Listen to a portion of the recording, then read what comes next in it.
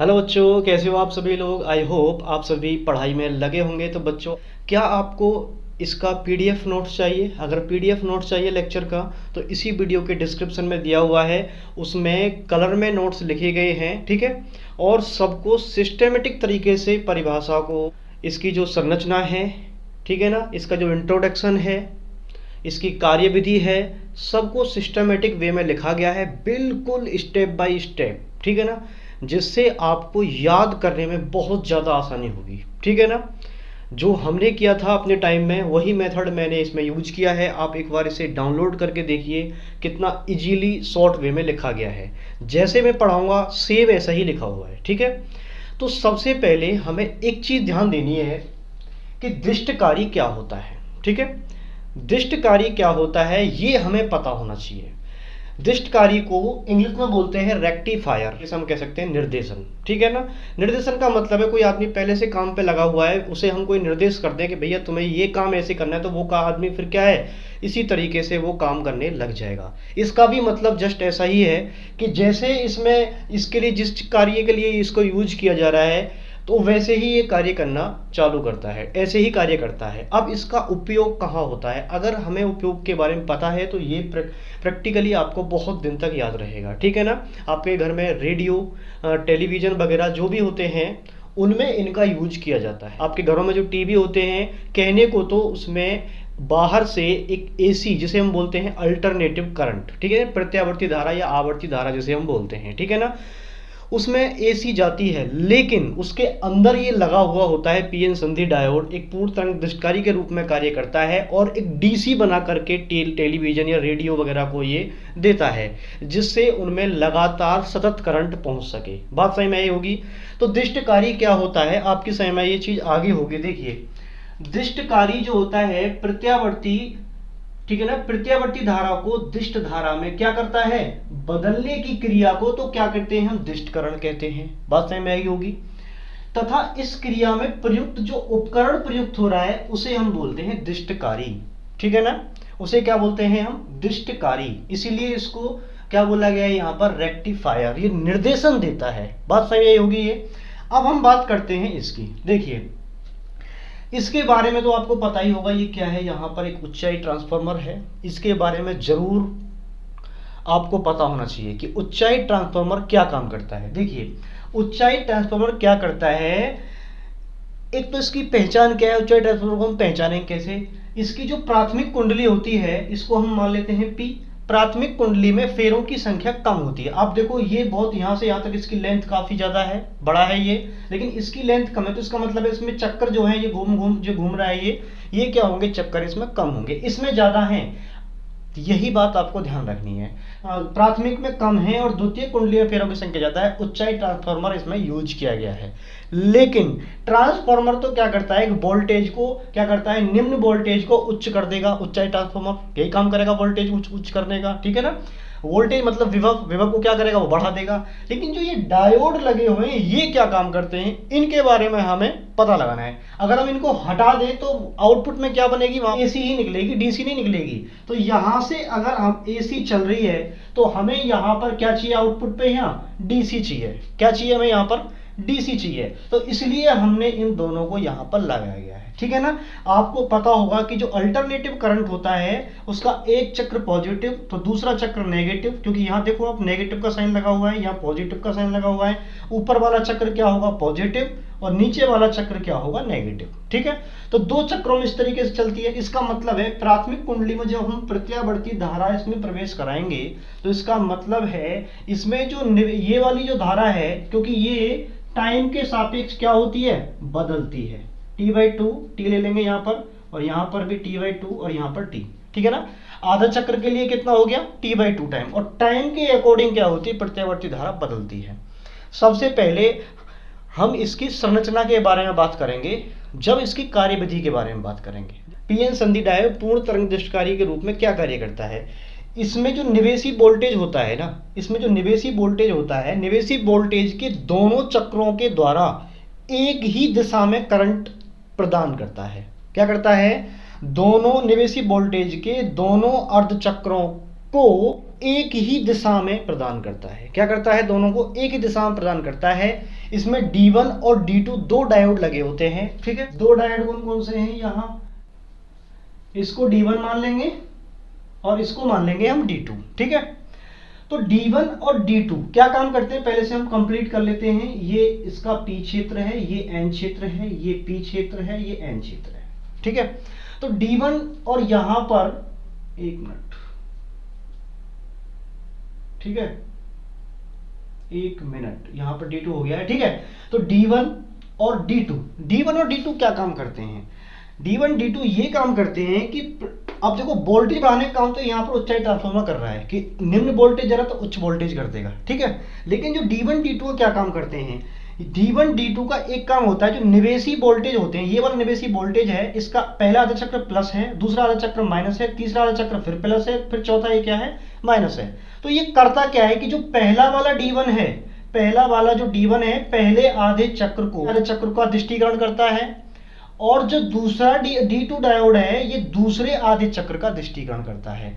इस प्रकार फिर हम बात करें, फिर अगले आधे चक्र में D1 डायोड फिर इसका दृष्टिकरण कर देता है, और D2 डायोड फिर इस आधे चक्र का दृष्टिकरण कर देता है। ठीक है ना, इस प्रकार हम बात करें तो दोनों जो आधे चक्र हैं ये वाले, ये एक ही दिशा में प्राप्त होते हैं। ठीक है ना, तो D1 डायोड D2 डायोड ये काम करता है। सभी कुछ इसमें नोट्स में बड़े साफ साफ लिखा गया है, वहां पर आप देख सकते हो। ठीक है ना, अब हम बात करें कि इसकी संरचना कैसे होती है। देखिए, संरचना में बात करें हम कैसे, जिस भी प्रत्यावर्ती वोल्टेज का हमें दृष्टिकरण करना होता है, उसे ट्रांसफॉर्मर की प्राथमिक कुंडली P के मध्य जोड़ देते हैं। ये जुड़ा हुआ है, देखो यहां पर क्या है, इस तरीके से क्या है, ये जुड़ा हुआ है।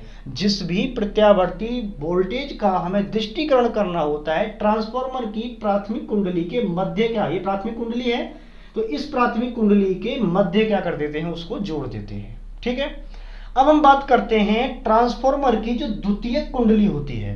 ट्रांसफॉर्मर की द्वितीयक कुंडली का ए सिरा तथा बी सिरा, ट्रांसफॉर्मर की द्वितीयक कुंडली का ए सिरा तथा बी सिरा को पीएन संधि डायोड के, पीएन संधि डायोड, ठीक है ना, दोनों पीएन संधि डायोडों के पी क्षेत्र से जोड़ देते हैं। ए सिरे को तथा बी सिरे को पीएन संधि डायोड के पी क्षेत्रों से जोड़ते हैं, तथा जो इसका एन क्षेत्र है, ठीक है ना, एन क्षेत्र क्लियर करेंगे, तथा एन क्षेत्र को दोनों के उभयनिष्ठ, उभयनिष्ठ मतलब यहां पर आके ये मिलेंगे दोनों के उभयनिष्ठ बिंदु एम से। ट्रांसफॉर्मर की द्वितीयक कुंडली कौन कौन सी है? द्वितीयक कुंडली S1 S2। ट्रांसफॉर्मर की द्वितीयक कुंडली S1 और S2 के केंद्रीय अंश, ये केंद्रीय अंश है, निष्कासित केंद्रीय अंश, इसे हम बोलेंगे यहां से निष्कासित केंद्रीय अंश, निष्कासित केंद्रीय अंश T, ठीक है ना, M तथा T के मध्य क्या जोड़ देते हैं हम? एक लोड प्रतिरोध RL जोड़ देते हैं। ठीक है ना, लोड प्रतिरोध RL जोड़ देते हैं। इसके यहां से हम पॉइंट बना देते हैं, यहां C और D। लोड प्रतिरोध क्या जोड़ देते हैं हम यहां पर? RL, इसे हम बाह्य प्रतिरोध कहते हैं। और जो हमें निर्गत विभव प्राप्त होता है वो हमें लोड प्रतिरोध, जो बाह्य लोड प्रतिरोध होता है ना, उसी के मध्य हमें निर्गत वोल्टेज प्राप्त होते हैं। आई होप आपकी संरचना समझ में आई होगी। यही आपको लिखना है, इनके बारे में हमें कुछ नहीं लिखना है। अगर डायग्राम जैसे बनाया है हमने, इन्हीं के बारे में हमें लिखना है। चलिए, संरचना हो गई। अब हम बात करें कि इसकी कार्यविधि कैसे करते हैं। संरचना को हमने करा दिया है, अब हम देखेंगे कार्य विधि। ठीक है, कार्य विधि में क्या है? देखिए, आपको पता है कि यहां पर एक चक्र कैसे बन रहा है, ऊपर वाला आधा चक्र और नीचे वाला आधा चक्र मिला करके पूरा एक चक्र बनता है। ठीक है, इसको मिला करके पूरा एक चक्र मिलता है, और दोनों चक्रों का जो दृष्टिकरण है वो D1 और D2 करते हैं। ठीक है, अब हम अगर इसकी वो लिखें, कार्यविधि लिखें, तो कार्यविधि में हम कैसे, देखो ये कार्यविधि, इसमें कार्य कैसे होता है। देखिए, तो सबसे पहले हम देखेंगे, तो क्या देखेंगे? प्रत्यावर्ती निवेशी वोल्टेज के, प्रत्यावर्ती निवेशी वोल्टेज के, ठीक है ना, निवेशी वोल्टेज के पहले आधे चक्र में, प्रत्यावर्ती वोल्टेज के हमने निवेशी वोल्टेज कहाँ लगा रखा है? प्राथमिक कुंडली के मध्य में, यहाँ लगा हुआ है ना निवेशी वोल्टेज, ये निवेशी वोल्टेज यहाँ से जा रहा है। ठीक है, तो अब यहाँ पर देखो संरचना हम कैसे लिखेंगे। प्रत्यावर्ती निवेशी वोल्टेज के पहले आधे चक्र, ये पहला आधा चक्र है। प्रत्यावर्ती निवेशी वोल्टेज के पहले आधे चक्र में ट्रांसफॉर्मर की द्वितीयक कुंडली का ए सिरा मध्य बिंदु टी के सापेक्ष, ट्रांसफॉर्मर की द्वितीयक कुंडली का ए सिरा मध्य बिंदु टी के सापेक्ष धनात्मक होता है तथा बी सिरा द्वितीयक कुंडली का क्या होता है, ऋणात्मक होता है। जब ये धनात्मक है, देखिए ये अगर पॉजिटिव है तो ये पी से जुड़ा हुआ है, तो मैंने बताया अग्र अभिनत में क्या होता है, पी को हम पॉजिटिव से जोड़ देते हैं, बैटरी के धन से जोड़ देते हैं तो वो अग्र अभिनत हो जाता है पीएन संधि डायोड, ठीक है। तो इसी प्रकार यहाँ इसको प्लस रखा हमने, तो ये क्योंकि पहले आधे चक्र के लिए तो ये भी प्लस है, इसका मतलब है D1 डायोड कैसा हुआ हमारा, अग्र अभिनत हुआ, ठीक है। कैसा हुआ हमारा, अग्र अभिनत हुआ। एक बार इसे दोबारा देखते हैं। देखिए प्रत्यावर्ती निवेशी वोल्टेज के पहले आधे चक्र में ट्रांसफॉर्मर की द्वितीयक कुंडली का ए सिरा मध्य बिंदु टी के सापेक्ष धनात्मक होता है तथा बी सिरा टी के सापेक्ष, जब ये धनात्मक है तो ये ऋणात्मक, ठीक है। जब ये धनात्मक है तो ये क्या होगा, यहां ऋणात्मक होगा। अब जब ये प्लस प्लस है तो ये अग्र अभिनत होगा। इस प्रकार जो धारा प्रवाहित होगी वो कैसे प्रवाहित होगी, इस तरीके से धारा प्रवाहित होगी, क्योंकि ये अग्र अभिनत है और यहां से धारा प्रवाहित होगी, ठीक है। यहां से इस प्रकार धारा प्रवाहित होगी, परंतु जो D2 है इसमें से कोई धारा प्रवाहित नहीं होगी, क्योंकि ये ये बी सिरा क्या है, बी सिरा क्या है, ऋणात्मक पर है, यानी कि ये कैसा है, नेगेटिव है, और यहां पर ये पी से जुड़ा हुआ है पॉजिटिव से, तो ये उत्क्रम अभिनत पर होगा, इसमें से कोई धारा नहीं बहेगी। तो इस प्रकार हम कह सकते हैं कि D1 डायोड में प्रवाहित होने वाली धारा बाह्य जो लोड प्रतिरोध है उसमें C से D की ओर बहेगी। D1 से प्रवाहित होने वाली धारा बाह्य लोड प्रतिरोध RL में C से D की ओर बहेगी, ठीक है।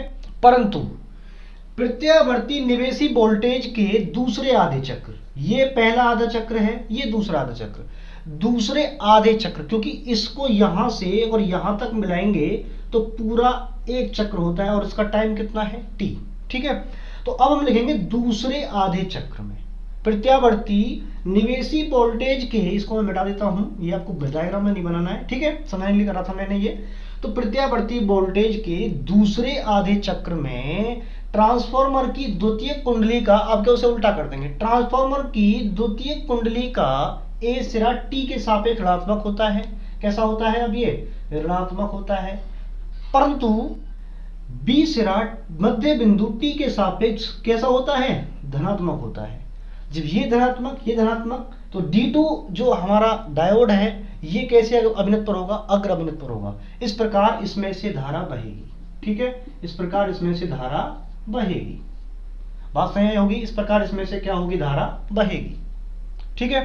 अब की बार क्या होगा कि जब ये पॉजिटिव है तो ये नेगेटिव होगा पक्का, तो इसमें से धारा नहीं बहेगी, क्योंकि ये उत्क्रम अभिनत पर होता है, D1 उत्क्रम अभिनत पर होता है, इसमें से कोई धारा नहीं बहेगी, ठीक है। कहां से धारा बहेगी, अब की बार D2 से धारा बहेगी। इसका मतलब ये है कि पहले आधे चक्र और दूसरे आधे चक्र में प्रत्यावर्ती वोल्टेज के में धारा जरूर बहेगी, इसमें से कहां, C से D की ओर बहेगी, धारा जरूर बहेगी, ठीक है ना। तो यही काम ये करता है कि प्रत्यावर्ती निवेशी वोल्टेज के दोनों अर्ध चक्रों में एक दिशीय धारा प्रवाहित करने का काम करता है। इस प्रकार हमें C से D की ओर निर्गत वोल्टेज, या वोल्टेज का मतलब विभव प्राप्त हो सकता है। हम बोल सकते हैं वोल्टेज क्या होता है, विभव, निर्गत विभव प्राप्त होता है और लोड प्रतिरोध RL के बीच। इसे हम इसके द्वारा कैसे स्पंद प्राप्त होते हैं, एक दिशीय स्पंद प्राप्त होते हैं, और एक दिशीय स्पंदों को हम कुछ समकारी फिल्टरों के द्वारा इन्हें एक स्थायी धारा के रूप में परिवर्तित कर लेते हैं, ठीक है ना। आप इसका स्क्रीनशॉट ले सकते हैं, ठीक है, स्क्रीनशॉट ले सकते हैं आप इसका। आई होप आपको ये बहुत अच्छे से समझ में आया होगा। चैनल पर नए हो तो प्लीज चैनल को सब्सक्राइब कर लीजिए और बेल आइकन को भी प्रेस कर लीजिए। अपने दोस्तों में इसे शेयर करना ना भूलें। मिलते हैं एक नए वीडियो में नए टॉपिक के साथ। वंदे मातरम।